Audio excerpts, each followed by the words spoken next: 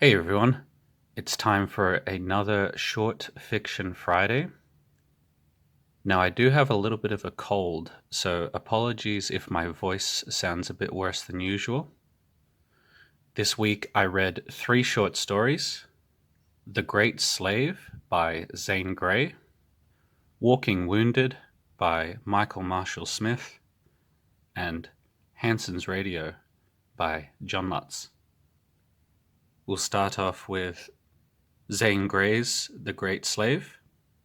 This was first published in the Ladies' Home Journal in December of 1920. This story follows a young Native American man, Sienna, and his struggles as he begins to lead his tribe, the Crow tribe, and he's kind of helping his tribe through hardships such as famine or trying to hunt bison and their battles against an enemy tribe, the Cree. And of course, by the end of the short story, he's become like a legendary warrior. It's told in very much kind of a folktale kind of style. There's a mystical element in that he's the chosen one, right? And in that aspect, it almost reminded me of like a sword and sorcery story.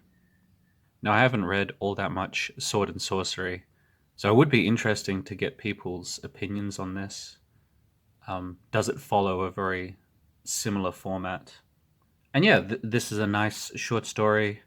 There's not that much Western kind of stuff, in that there's no shootouts, no bar brawl, fist fight type things, but it is quickly paced, and you get new elements in the story quite quickly.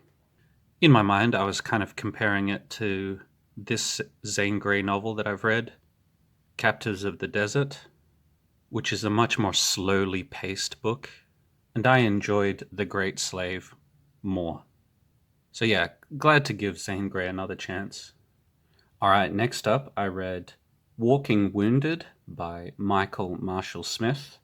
This was first published in 1997 in Dark Terrors 3, the Galanx Book of Horror. Our main character here is Richard, and we start off the short story. He's moving into a new apartment with his girlfriend Christine, and Richard and Christine have a good relationship, but to some degree, Richard's still getting over his ex-girlfriend, Susan. During the move, when he's moving boxes, he injures himself slightly. His ribs start to feel really sore. And later, there's these mysterious small cuts on his body. And as the story progresses, his cuts seem to get worse and worse. So what are these mysterious injuries, and how will Richard deal with them? I thought this story was pretty good, but also it takes too long to maybe really get going. And then I thought the climax of the story was too short. But overall, this was pretty good. Okay, the last thing I read this week was Hanson's Radio by John Lutz. And this story follows Sam, who has a problem with his next door neighbor. His neighbor Hanson is playing the radio way too loud all the time. So Sam is always complaining about this radio.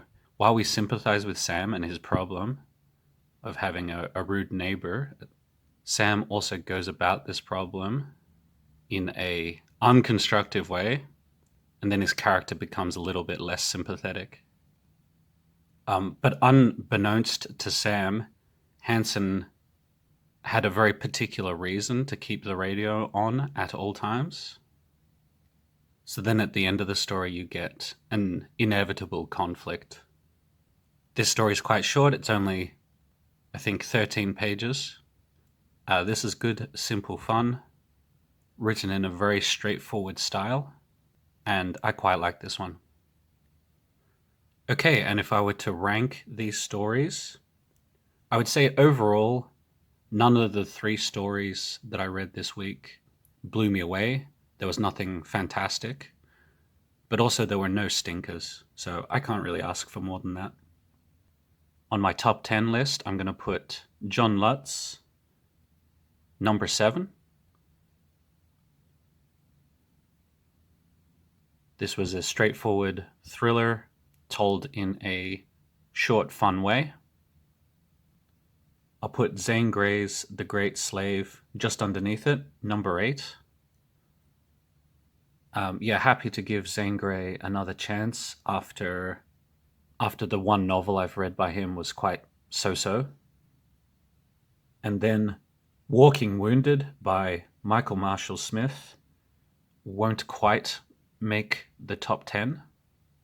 That'd probably be number 11 on the list. Like I said, a little bit too long to really get going with this story.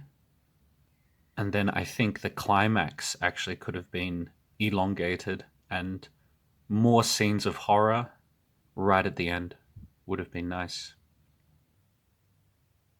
All right, time to select more short stories. The way this works is very simple.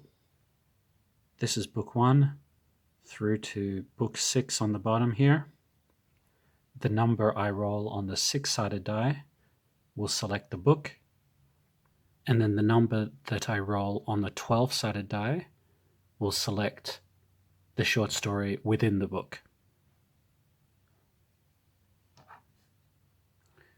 All right, first roll.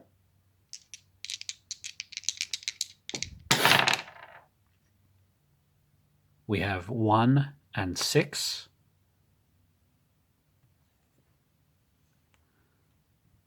Another Western.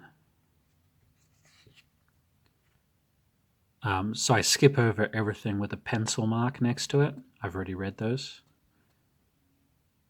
1, 2, 3, 4, 5, 6. It's a Louis L'Amour story.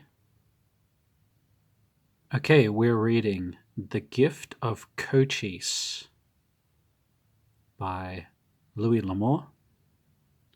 I've really enjoyed the Louis L'Amour that I've read so far. Excited to check out more.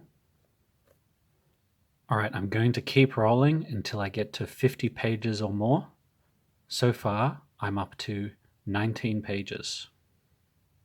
Second roll. 3 and 6. That's Spellbinders and Suspense.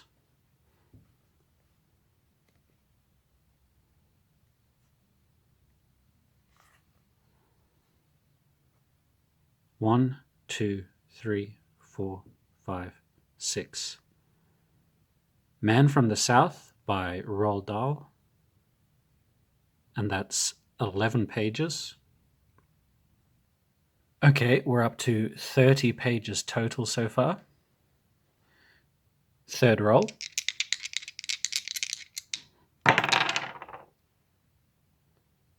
3 and 2.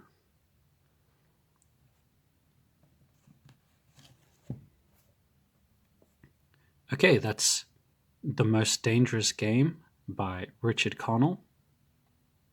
And that's 21 pages. So that takes us over 50 pages total. All right. I'll put the 3 selected stories up on the screen here.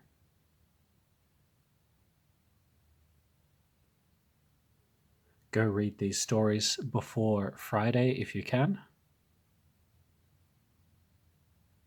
And I'll see you all next week. Thanks for watching. Bye.